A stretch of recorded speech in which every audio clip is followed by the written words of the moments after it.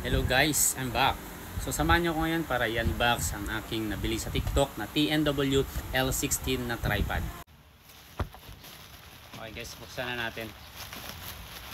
Samahan nyo ko i-unbox itong TNW L16 na tripod with Bluetooth na siya guys. Selfie stick na siya. So 1600mm siya with remote na siya guys. Tignan natin kung ganda. So unang bubungad. Meron na siyang dalawang lights. Yan. Tignan natin mamaya, ite-testing natin sa next video kung maganda yung pagkakailaw niya. Okay, so ito siya guys. Okay.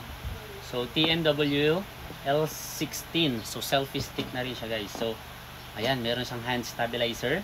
Then stable yung tripod niya. So kung mapapansin natin mamaya, napakalaki niya.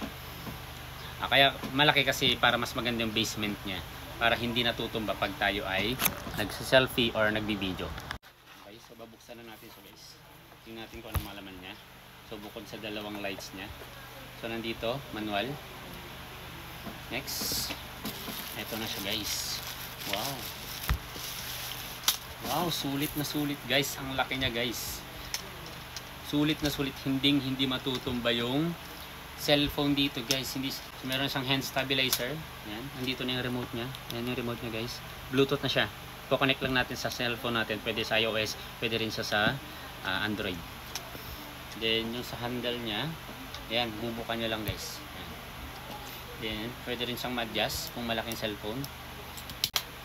So buksan natin. Ganun lang siya buksan. Diba? Hindi na ito matutumba guys. Tingnan natin kung gaano kahaba.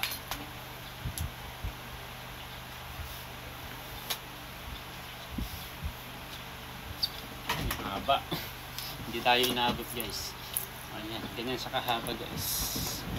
May bababa ko siya. Ayan.